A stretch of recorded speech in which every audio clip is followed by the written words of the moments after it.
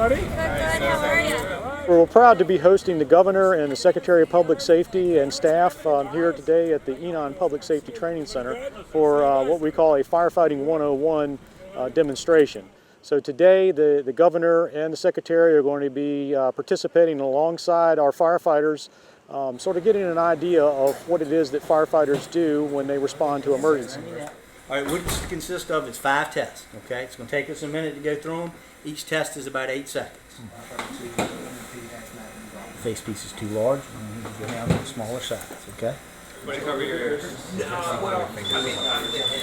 I think first and foremost, officials need to know capacity or capability and some of the challenges that emergency services personnel face daily. And since they're making decisions on budget, they're making decisions on what the downstream consequences and outlook of these organizations will look like to support their localities, and also to be able to take this information back to their constituents that they have firsthand had an opportunity to participate in some of the real challenges facing and successes facing emergency services. There you go. Thank you.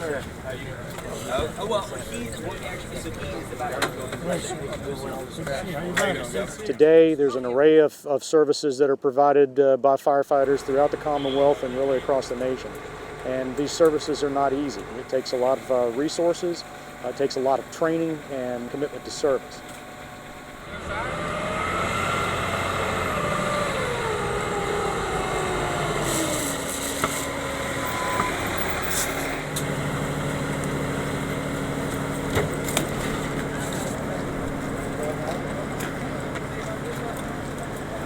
Virginia's fire services has had a wonderful and long history within the Commonwealth, and one of the greatest things about it is just the family atmosphere in which the fire services operates.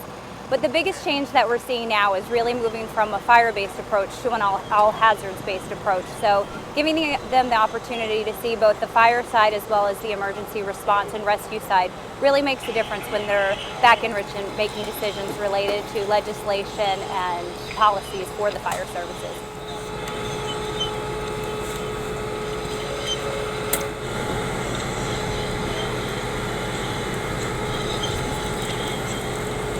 Well, I always think it's important, as you know, I just put out our first $100 billion budget. We're spending a lot of money here in the Commonwealth. We need to have money, obviously, here for all of our different personnel who fight our fires around the streets, all of our law enforcement, all of our firefighters. I think to come out, get a first-hand experience always gives you a better idea later when you're going through budget issues about the expenditure of funds, how's that money being spent. And when you're out here, you see all the equipment out here, you talk to the folks here, you realize how important our firefighters are to our safety. I think it's important to have that personal connection. So, you know, as governor, I've tried to do it all. I've told our sub-commanders I want to go underwater, I want to fire tanks, I want to fight fires, I want to do it all.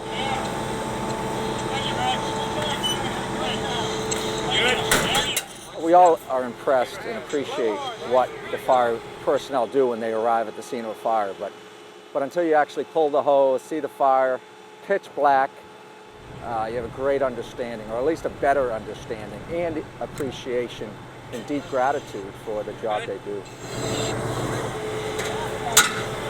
The governor's priority is making sure our fellow Virginians are safe. Top priority of any governor, and this governor takes it very seriously.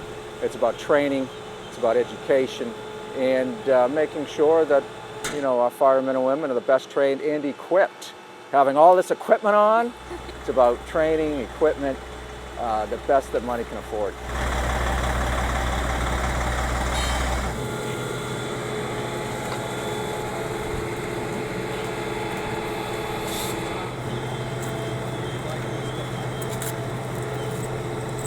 Oh, that was great. Yeah. Maybe we can throw some water. Oh yeah. So if I could have one wish for all of Virginia's fire services, it would be that everyone goes home. I think one of the biggest things that really needs to be emphasized and focused on is the health and safety of the fire services. You know, making sure that after you go to an event that you're washing your gear, you're taking a shower when you get back to the fire station, and just really making sure that you take care and look out for your fellow brother and sister firefighters. I think for the fire service folks, obviously, to make sure that we're making sure they have a full pension when they retire. They're out fighting for us every single day, and they've earned it, and we want to make sure they have a great, enjoyable retirement. And it's up to us to make sure they have a great retirement. And they have the equipment they need to do their job.